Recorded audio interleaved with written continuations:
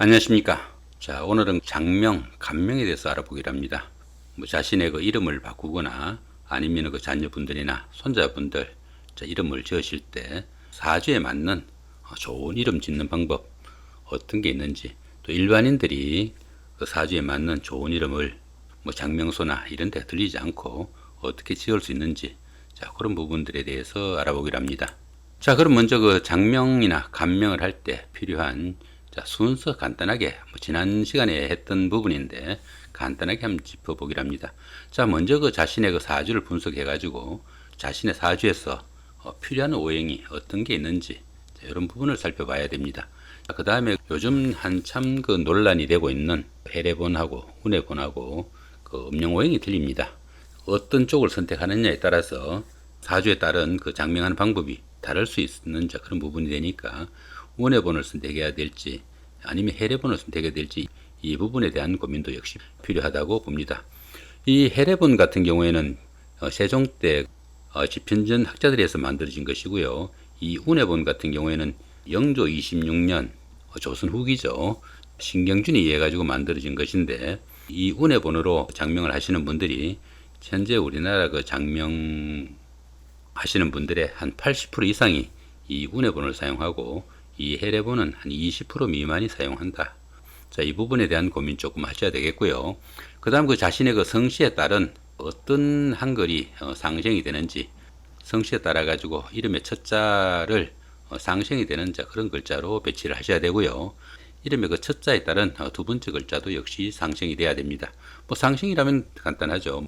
목화 토금수가 있으면은 여기가 모국이면은 목, 화, 토, 금, 수가 이렇게 있으면은 목이면은 화를 생조하고요. 화면은 토를 생조하고 토면은 금을 생조하고 금은 금생수로 수를 생조하고요. 수는 수생목으로 목을 생조합니다.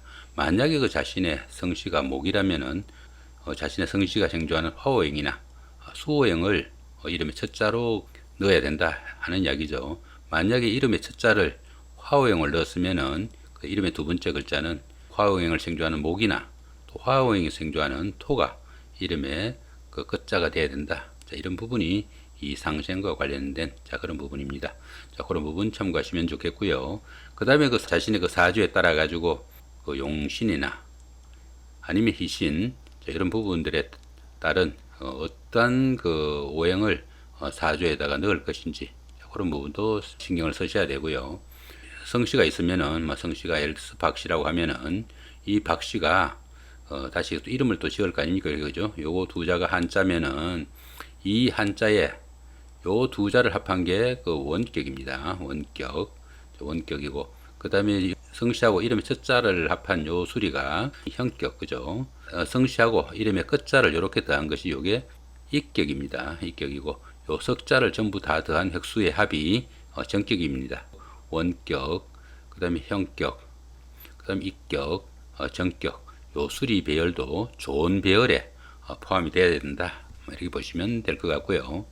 그 이름의 그 성씨하고 이름 획수가 음양이 좋아야 된다는 이야기죠. 무슨 말이냐면은 이름의 성씨가 만약에 박씨면은 박씨의 획수가 어떻게 됩니까? 하나, 둘, 셋, 넷, 다섯, 6획이죠. 그죠? 6획이면 요거는 음수가 됩니다. 음수가 되면은 그 이름의 첫 자나 끝자 중에서 하나 정도는 반드시 양수가 되어 가지고 음양이 좋아돼야 된다. 이렇게 보시면 될 것 같습니다. 그런 부분들을 의미하는 거고요. 그 다음에 모든 글자가 종파나 형파가 아니어야 된다는 이야기죠. 이 부분은 아까 박씨 말씀을 드렸으면은 박씨를 이렇게 말씀을 드렸으면은 이 박씨 같으면은 이렇게 나누면은 여기는 나무 목자고요. 여기는 전복자입니다. 이렇게 좌측 우측이 나눠지는 글자가 형파라고 그럽니다. 그 다음에 또 듣습니까? 이시 같으면은 이렇게 이시 같으면은요. 이렇게 나눠지죠. 그죠? 여기는 나무 목자, 여기는 아들 자자죠.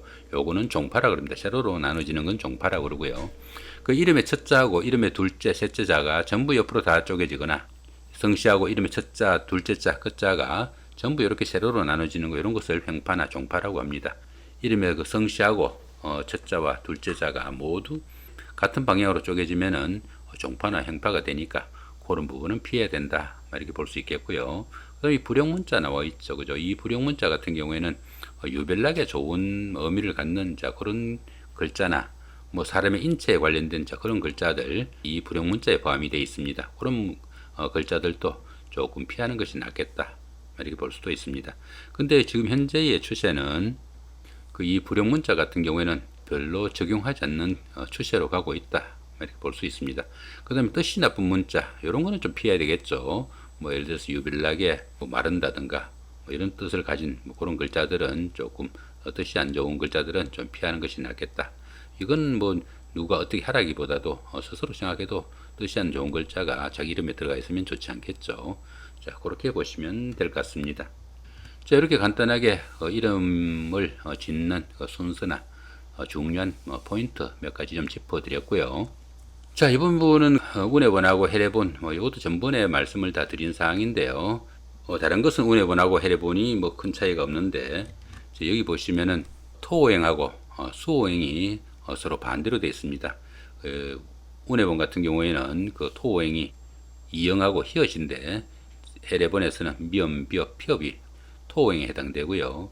그 다음에 이제 수오행이 또 반대로 그 운해본에서는 미음, 비읍, 피업이 수오행에 해당되는데 해례본에서는 이영희역으로 이렇게 서로 다르게 적용하니까 이 부분도 어느 쪽을 적용하느냐에 따라서 좋은 이름이 될 수도 있고 아닐 수도 있겠죠. 자, 이런 부분들도 조금 고민을 해야 되지 않을까 그렇게 싶기도 합니다. 자, 이번에는 그 직접 플러스 장명 플러스 장명 들어오시려면은 여기 보시는 것처럼 http 그 name.사주플러스.net 이렇게 브라우저에 치시면은 바로 접속이 됩니다. 자, 그럼 한번 접속을 해가지고 확인해 보기로 하죠. 이렇게 http name.사주플러스.net 브라우저에다 입력해가지고 치시면은 바로 여기까지 들어옵니다. 여기까지 들어오면은 상단 메뉴 장명 이름 짓기 자, 이 부분 클릭하시면 됩니다. 이렇게 클릭을 하시면은 자, 이렇게 나옵니다. 여기서 이렇게 쭉 내리셔가지고 지금 현재 이거는 2022년 9월 1일 자, 내일 날짜입니다. 내일 날짜에 태어난 그 여자아이가 있다고 생각을 하고 자, 그런 사주팔자에다가 이름을 짓는 자, 그런 연습을 해보기로 합니다. 생년월일을 입력했으면은 자, 원국 확인 요거 클릭을 하시고요. 자, 클릭을 하시면은 그 자신의 그 사주팔자가 이렇게 나오게 됩니다. 사주 원국 한번 확인하시고 자, 이렇게 내리시면은 그 운해본을 선택할지 아니면 해례본을 선택할지 요 선택을 하시고요. 현재 그 대세는 운해본입니다. 사주 플러스에서는 기본적으로 이 운해본을 사용하는 것을 권장합니다. 근데 뭐 자신의 그 소신에 따라서 선택을 하셔도 되겠고, 그 다음에 부족한 오행은 용의신을 추가할 건지, 아니면 그 부족한 오행을 할 건지, 아니면 자기가 일방적으로 사주 플러스 하는 것보다는 내가 오행을 직접 선택하겠다. 이렇게 직접 선택을 하셔도 됩니다. 이렇게 선택을 하셨을 때는 자, 이 부분 임의 오행을 자신이 원하는 거에 맞게끔 자, 이렇게 선택을 해줘야 합니다. 자, 그런 식으로 선택을 해주시면 되겠고요.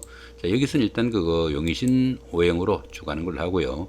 이 불용 문자 같은 경우에는 현재는 그 통상 적용하지 않는 쪽으로 대세가 조금씩 바뀌는 것 같습니다. 여기는 일단 적용하는 걸로 하고요.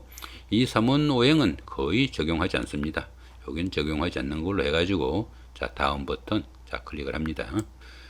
자, 이렇게 클릭을 하시면은 좀 전에 본 그 사주 원구 이렇게 나오고요. 그 다음에 용의신 추가 방법이 용의신 오행으로 추가를 하겠다는 이야기죠. 그 다음에 그 용의신 오행은 화목이 되더라. 자, 이런 이야기입니다.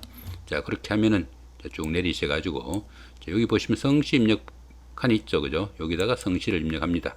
자, 여기 박씨를 입력을 하고요. 뭐 자신의 성을 입력하시면 되겠죠. 자, 그러고 나서 성씨 버튼 클릭을 합니다. 자, 박씨가 하나밖에 없으니까 이렇게 나오네요. 자, 박씨. 자, 클릭을 이렇게 하면은 여기 보시면은 그 박씨 성씨에 대한 뜻은 뭡니까? 성이고요. 그 다음에 획수는 육획. 그 다음에 음영오행은 수목이다는 이야기죠. 요 박씨의 비읍이 수가 되고요. 요 기역이 목이 된다는 이야기입니다. 그래서 음영오행이 자, 수목이 되고 자원오행은 요 박씨 같은 경우에는 목오행에 속한다는 이야기죠. 자, 이렇게 쭉 내리시면은 자, 이 부분에서 자, 이름의 첫 자를 선택하는 그런 부분입니다.